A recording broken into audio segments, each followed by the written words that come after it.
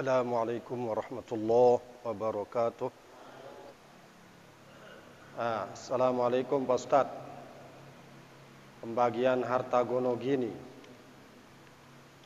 Ini pertanyaan tentang harta gonogini. Pertama, istri pertamanya sudah dicerai, tinggal istri kedua dan istri ketiga. Akan tapi dua-duanya tidak punya keturunan. Belum beberapa lama istri kedua meninggal dan kini meninggal dunia. Dan kini rumahnya istri yang kedua ditinggalin oleh istri yang ketiga. Pertanyaan kami di sini, apakah bisa saudara-saudara almarhumah mendapatkan sebagian warisan tersebut sementara istri ketiga dia sudah punya rumah sendiri? Ini harta gonogini. Harta gonogini.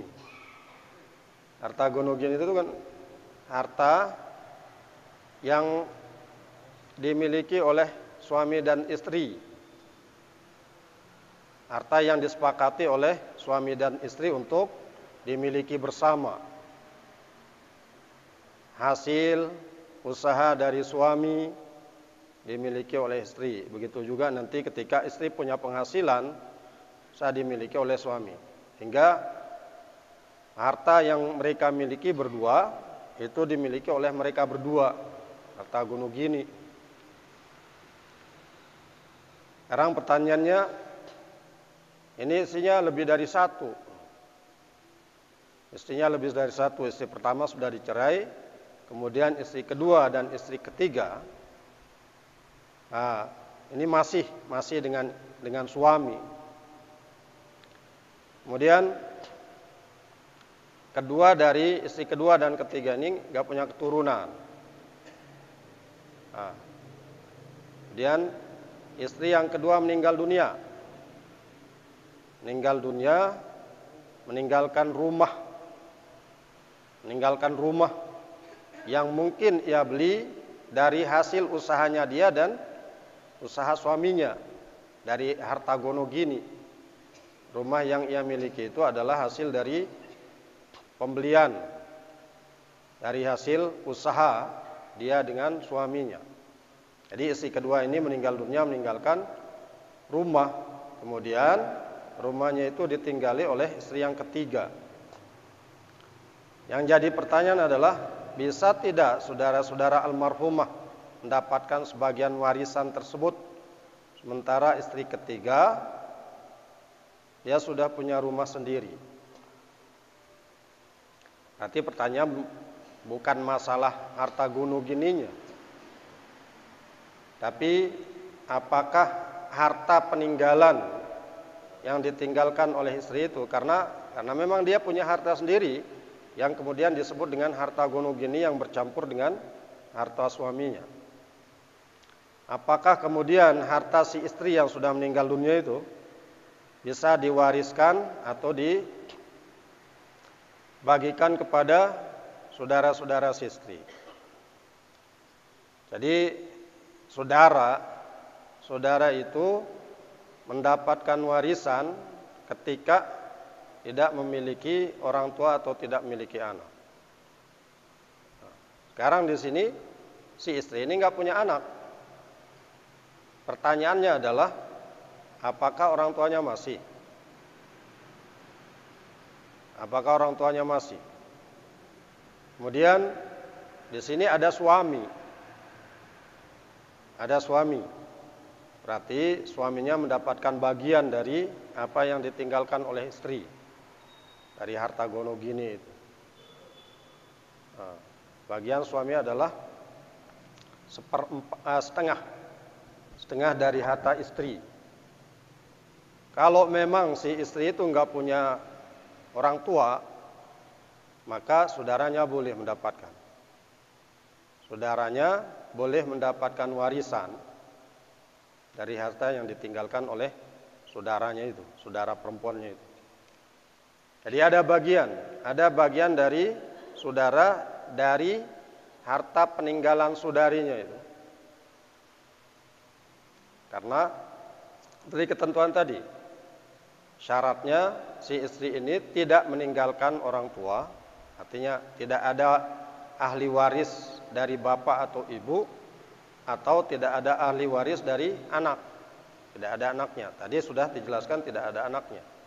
Sekarang pertanyaannya adalah orang tuanya ada atau tidak? Kalau ada, maka saudara itu nggak dapat. Kalau tidak ada, saudaranya dapat warisan dari peninggalan si istri ini.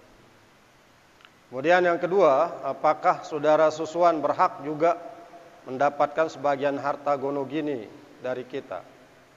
Saudara susuan. Ya kalau mau dikasih nggak apa-apa. Saudara susuan. Cuma tidak dalam bentuk harta warisan. Saudara susuan itu memang ada ketentuan yang sama dengan saudara nasab, saudara senasab. Itu tidak boleh dinikahi. Tidak boleh dinikahi. Tapi dalam hal warisan, saudara susuan itu tidak dapat bagian. Tapi kalau mau diberikan, ya udah dihibahkan. Diberi dalam bentuk hibah, bukan dalam bentuk warisan. Kemudian yang ketiga, apa boleh saudara susuan saya kawin dengan bapak saya? Jadi di dalam hadis Rasulullah SAW menjelaskan bahwa ketentuan diharamkannya menikah dengan saudara susuan itu, atau ketentuan diharamkannya menikah dengan seseorang yang ada kaitan susuan dengan kita, sama dengan ketentuan tidak bolehnya menikah dengan orang yang ada hubungan nasab. Ma hurima bil radha'ati ma hurima bin nasabi hurima bil ar-radha'ah. Atau kama qala Rasulullah sallallahu alaihi wasallam. Apa yang dilarang, apa yang diharamkan untuk dinikahi karena ada hubungan nasab, begitu juga diharamkan untuk dinikahi karena ada hubungan susuan. Jadi saudara susuan kita itu sama seperti saudara nasab kita yang tidak boleh kita nikahi, begitu juga tidak boleh dinikahi oleh orang tua kita. Kecuali kalau misalnya yang bapak ini adalah bapak kita, yang anak itu tidak menyusu sama ibu kita. Bapak ini adalah bapak yang istrinya bukan ibu susuan dari saudara susuan kita. Artinya kita sama-sama menyusu dengan anak ini di ibu yang lain, bukan ibu kita.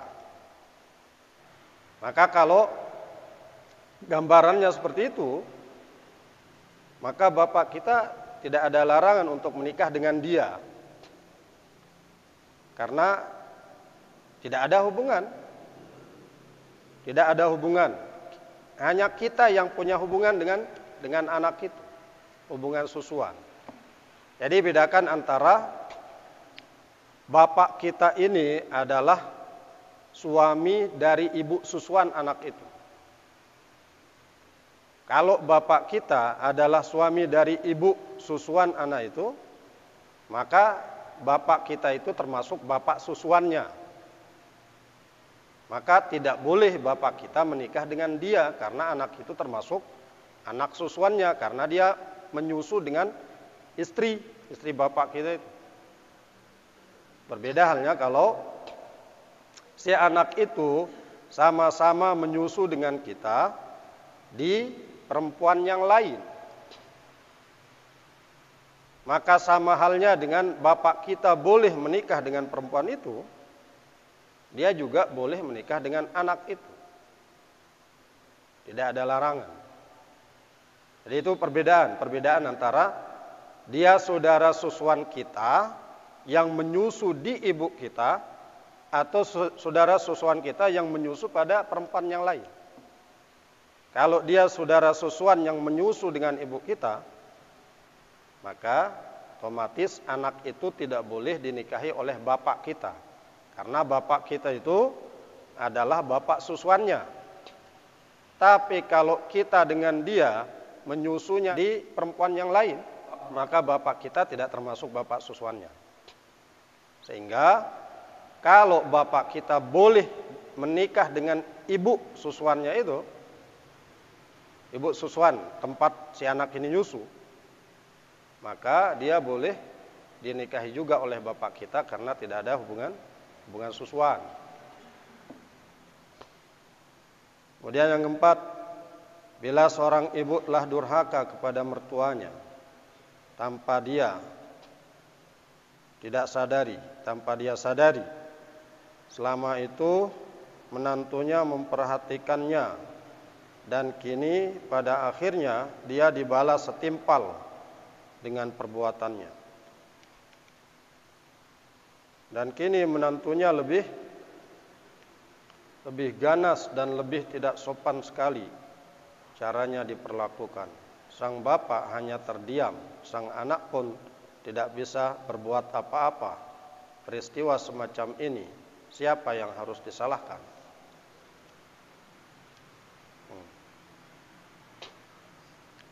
Inilah yang harus diperhatikan ketika berumah tangga. Seorang istri ketika ada di rumah suaminya, maka orang tua suami adalah orang tuanya dia.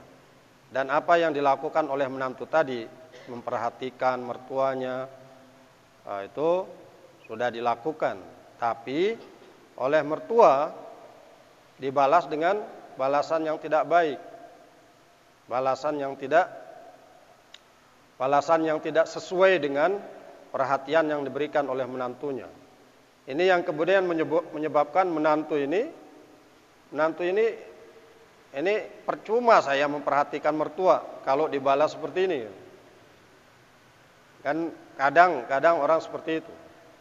Tidak hanya menantu tapi anak juga. Siapapun ketika atau banyak orang yang ketika perlakuan baiknya tidak dihargai, justru kemudian perlakuan baik itu berubah menjadi atau berbalik menjadi sikap yang tidak baik, sikap yang tidak memperhatikan, sikap yang tidak menghiraukan. Maka tentu yang salah di sini orang yang tidak bisa menghargai perhatian orang lain. Di sini adalah mertua. Mertua yang tidak bisa menghargai perhatian dan sikap baik dari menantunya. Awalnya yang salah itu. Kemudian tentu saja di dalam berbuat baik itu kita tidak boleh kemudian mengharapkan balasan yang baik dari orang yang kita perlakukan dengan baik. Itu artinya apa? Kita harus melakukannya dengan ikhlas. Ketika kita melakukan apapun dengan ikhlas, maka apapun balasan dari orang yang kita perlakukan dengan baik itu, kita akan selalu memperlakukannya dengan baik. Jangan kemudian karena tidak mendapatkan balasan yang baik, tidak mendapatkan respon yang baik dari mertua, kemudian sikap baiknya berubah menjadi tidak baik. Maka ini bisa dipertanyakan nih. Si menantu ini ikhlas gak berbuat baik kepada mertuanya? Nah, kalau dia ikhlas, apapun respon dari mertuanya, dia akan tetap memperlakukannya dengan baik. Jadi awalnya yang salah tentu mertua yang tidak tepat menyikapi perhatian dari menantunya. Kemudian menantu juga ada kesalahannya karena dia melakukan kebaikan itu semata-mata untuk direspon dengan baik oleh mertuanya. Sinilah kekurang ikhlasan kekurang ikhlasan melakukan kebaikan yang dilakukan oleh menantu itu. Nah, begitu juga ya mertuanya yang laki-laki itu diam saja itu. Nah, harus ada nasihat-nasihat, kata-kata bijak yang dikeluarkan oleh si suami mertua ini untuk memperbaiki interaksi antara mertua dengan menantu, antara istrinya dengan menantunya. Karena memang harapan dari kita membina hubungan rumah tangga itu adalah untuk mendatangkan sakinah, ketenangan. Dan memang ya seperti itulah itu. Seperti itulah kalau menantu tinggal di rumah mertua itu. Pondok indah katanya. Pondok indah mertua. Nah, itu sebabnya banyak kemudian pasangan suami istri yang lebih memilih tinggal sendiri, tidak kumpul dengan orang tuanya. Tapi dalam kondisi kita diharuskan untuk tinggal bersama orang tua, diharuskan untuk tinggal bersama mertua, maka sikap saling menghormati tidak hanya dituntut dari suami dan istri, tapi juga dari mertua dan menantu. Si menantu menganggap mertuanya sebagai orang tua sendiri. Si orang tua menganggap menantunya sebagai anak sendiri. Maka kalau dia menghargai perlakuan baik dari anaknya, dia juga harus menghargai perlakuan baik dari menantunya.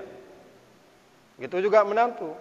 Ketika dia dituntut, dia wajib memperlakukan orang tuanya dengan baik, tanpa pamrih, tanpa berbalas kebaikan pula, maka dia dituntut juga memperlakukan mertua dengan seperti itu.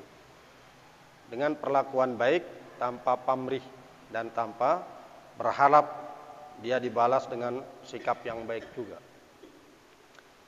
Insya Allah dengan si menantu ini selalu bersikap baik, sekalipun orang tua atau mertuanya itu membalas dengan sikap-sikap yang kurang baik, lambat laun mertua itu juga akan sadar. Tapi ingat itu tadi, suami juga harus berperan itu. Mertua yang laki itu jangan diam saja ketika melihat istrinya diperlakukan dengan baik, tapi perlakuan baik menantunya dibalas dengan tidak baik.